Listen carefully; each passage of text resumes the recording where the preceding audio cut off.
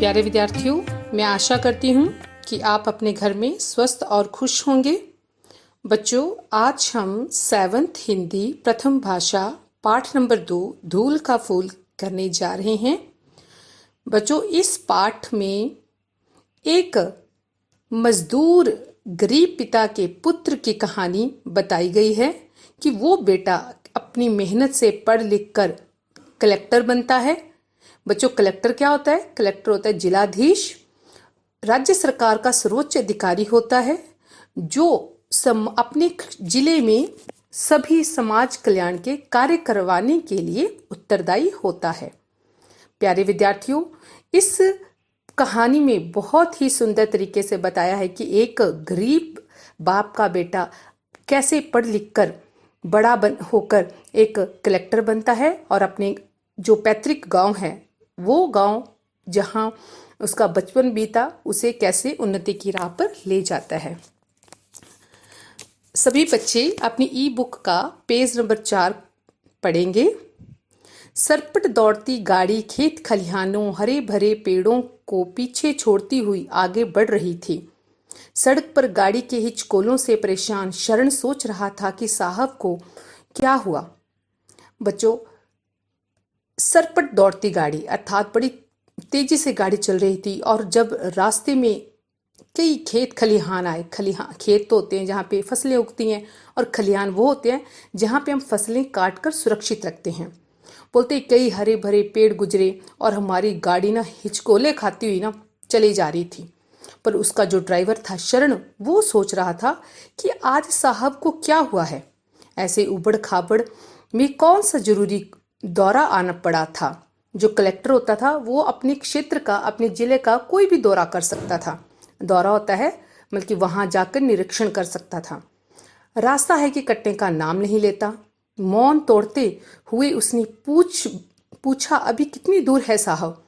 जो ड्राइवर था शरण, उससे ना रहा नहीं गया। इतना लंबा रास्ता देखकर वो आखिरकार जो अपना मालिक था, कलेक्टर का नाम था प्रशांत, वो उनसे पूछ बैठा कि साहब अभी कितना दूर है सफर और कितनी दूर हमें जाना है। सड़क का हाल देखो, गाड़ी के तो अंजर पंजर ढीले हो जाएंगे। अरे शरण बोलता, साहब इतना बुरा रास्ता है, ऐसे रास्ते पे तो हमारी जो गाड़ी है वो तो पूरी तरह से हिल जाएगी। तो आगे उसके जो साहब थे वो उत्तर देते हैं, अरे शरण शुक्र करो अब सड़क तो है। तो वो बोलते कि शुक्र कर शरण, अब सड़क बन गई, यानी तो पहले तो सड़क भी नहीं थी, चलते रहो। गुरशरण को कुछ समझ ना आया, एक्सीलेटर पर दबाव बढ़ा दिया। गुरशरण कुछ ना बोला और उसने चुपचाप अपनी गाड़ी की स्पीड बढ़ा दी। आज मन वल्लियों उछल रहा था। उछले भी क्यों ना, बरसों बाद आज अपने गांव, अपनी मिट्टी की ओर जा रहा था जो शहर की चकाचौंध में कहीं खो सा गया था। बच्चे, जो प्रशांत कलेक्टर बन गया था अब कई वर्षों के बाद अपने गांव में जा रहा था और उसका मन बड़ा खुश था कि आज मैं अपना वो पुराना गांव देखूंगा जहां पे मैंने अपना बचपन भी बिताया है। बोलता कई सालों के बाद मैं वहां जा रहा हूं और शहर की वो चकाचौंध वाली जो जीवन था उसमें मैं कहीं अपने आप को खो बैठा था। 20-25 साल पहले के दृश्य आंखों के सामने घूम आए। बच्चों, जब जो प्रशांत था अपनी गाड़ी में बैठा हुआ था वो मन ही मन में सोचे जा रहा था और उसकी आंखों के आगे वो सीन आ गए जो 20-25 साल पहले के थे। अर्थात जो प्रशांत था वो अपनी पिछली यादों में खो गया। पंच जी का खेत, दीनू ग्वाले की गायें भैंसें, सब्बू कुम्हार का चाक, एक एक कर सब याद करके मन भाव विभोर हो रहा था। और जो प्रशांत था वो अपने मन में ही सोच रहा था, किसके बारे में सोच रहा था? पंच के खेतों के बारे में, दीनू ग्वाले की गाय भैंसे। ग्वाले क्या होते हैं? जो गऊओं और भैंसों को चराते हैं, उनका दूध दोते हैं और बेचते हैं। सब्बू कुम्हार का चाक क्या होता है? जहाँ पे कुम्हार अपनी मिट्टी के बर्तन बनाते हैं। उन सभी की यादें प्रशांत को आ रही थी। जमींदार जी का खेत जहाँ से कभी गन्ने तोड़कर भाग जाया करते थे, वो दूर कोल्हू वाला स्थान आज सुनसान सा था। जब प्रशांत जा रहा था तो वो बोलता, ये जमींदार के खेतों से हम कभी गन्ने चुराते थे और गन्ने चुरा के भाग जाते थे और जहाँ पे कोल्लू कोल्लू होता है बेटा, जहाँ गन्ने का रस निकाल कर गुड़ बनाया जाता है, वो वाला स्थान। बोलता आज उस स्थान पे रौनक नहीं है। बोलता हम भर पेट कर गन्ने का रस पीते और गरम गरम गुड़ खाते और कुछ घर ले जाते, और इतना उद्यम मचाते थे। हम सभी खूब आनंद लेते थे। कभी ककड़ियाँ, कभी खरबूजे, कभी चने का। क्या दिन थे। रहट का निर्मल पानी, वाह। प्रशांत बोलता है जब हम खेतों से गन्ने चुरा के घर की ओर भागते थे तो रास्ते में कई और खेत आते थे जहाँ पे ककड़ियाँ लगी होती थी, खरबूजे लगे होते थे और चने लगे होते थे, और हम वो सब खाते पीते जाते थे और रास्ते में रहट का निर्मल पानी पिया करते थे। रहट एक कुआं होता है जिसमें बच्चे छोटे छोटे डिब्बे बना के वो नीचे डिब्बे जाते हैं, फिर भर के और ऊपर आते हैं। और बोलता उसका ठंडा पानी पीकर, निर्मल साफ सुथरा पानी पीकर मुझे आनंद ही आता था। पिताजी खेतों में काम करते थे। अपनी जमीन तो थी नहीं, सो दूसरों को खेतों में मजदूरी करते थे। प्रशांत बोलता हम इतने अमीर नहीं थे, हमारा अपनी ज़मीन भी नहीं थी, पर मेरे पिताजी थे वो दूसरे लोगों की ज़मीन पे मजदूरी करते थे, लेबर का काम करते थे। माँ के साथ जब खेतों में खाना लेकर जाता तो आम की चटनी व प्याज का स्वाद आज भी भुलाई नहीं भूलता। प्रशांत बोलता जब मेरे पिताजी खेतों में काम करते थे और मैं अपनी माँ के साथ अपने पिताजी को खाना लेके जाता था, और उस खाने में क्या होता था, आम की चटनी और प्याज होता था। बोलता आज भी वो स्वाद मेरे मुंह में आ रहा है। माँ के प्यार भरे हाथ से सज धज कर पाठशाला पहुंचता था। बोलता माँ मुझे रोज सुबह तैयार करके मुझे स्कूल भेजती थी, और पाठशाला में बैठने के लिए टाट तक के लिए छीना झपटी होती।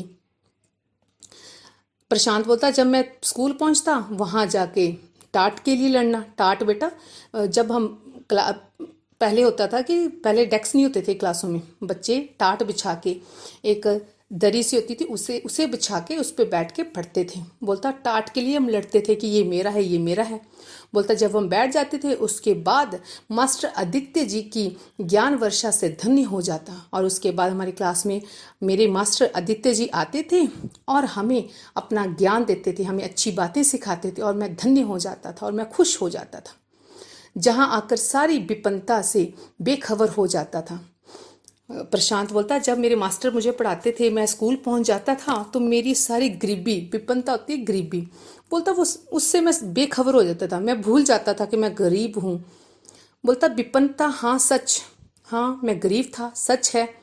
पिताजी जमींदारों की चाकरी करते तो माँ पड़ोसियों के घरों का चौका बर्तन। बोलता मेरे पिताजी जमींदारों की नौकरी करते थे और मेरी माता लोगों के झाड़ू बर्तन, उनका खाना बनाती थी।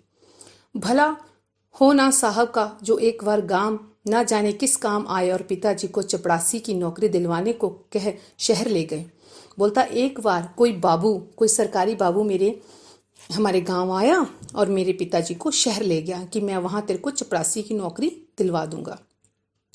दादा दादी ने कितना मना किया था, पर पिताजी तंग आ गए थे मजदूरी करते करते, सो शहर आ गए। बोलता मेरे दादा दादी जी ने बहुत मना किया कि मत जाओ शहर में, पर मेरे पिताजी बोलता मजदूरी करते करते थक गए थे, वो तंग आ गए थे, तो वो शहर चले गए।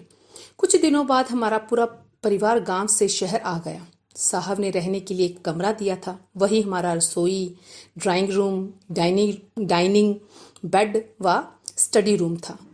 बोलता कि जब हम शहर पहुंच गए तो वो जो हमारे साहब थे उन्होंने हमें एक रूम दिया, एक कमरा दिया। बोलता उसी कमरे में हमारी रसोई थी, हम वहीं पे कोई हमारे घर आता तो हम वहीं पे बैठते थे, हम वहीं पे खाना खाते थे और हम सोते भी वहीं थे और वहीं पे हम पढ़ते थे। पिताजी की आंखों में एक ही सपना था जो हर माँ बाप का होता है कि उनकी संतान पढ़ लिख कर कुछ बन जाए। बोलते हैं बाकियों के माता पिता की तरह मेरे पिता की आंखों में यही सपना था कि मेरा बच्चा पढ़ लिख कर कुछ बने। गाड़ी में बैठे अफसरों को देख हमारे मन में भी ख्याल आते, एक दिन जरूर कुछ बनूंगा। प्रशांत बोलता जब मैं शहर में था तो मैं गाड़ियों में देखता था अफसर लोग जाते थे और मेरे दिल में ख्याल आता था क्या बनूंगा, कैसे बनूंगा, कौन पढ़ाएगा, आदि सवालों से अनजान था। बोलता मेरी टेंशन यही रहती थी माइंड में कि मैं कैसे बनूंगा, मेरे पास इतना पैसा नहीं, मैं कैसे पढ़ूंगा, और मुझे मेरे पिताजी की इतनी इनकम नहीं है, इतनी आय नहीं है कि वो मुझे अच्छा पढ़ा सकें। पर बोलता सोचा जब लाल बहादुर शास्त्री, लिंकन, एडिसन जैसे बड़े बन सकते हैं तो मैं क्यों नहीं बन सकता। प्रशांत बोलता, अगर लाल बहादुर शास्त्री एक गरीब परिवार से होके इतने बड़े इंसान बन सकते हैं, लिंकन बन सकते हैं, एडिसन बन सकते हैं, तो मैं क्यों नहीं। पुस्तक में झूठ थोड़े ही लिखा है। प्रशांत अपने मन को तसल्ली देता है और अपने आप को मोटिवेट करता है कि अगर ये लोग गरीबी हालत में भी पढ़ लिख कर अपने देश का नाम रोशन करते हैं और इतनी बड़ी पोजीशन पर जाते हैं तो मैं क्यों नहीं जा सकता।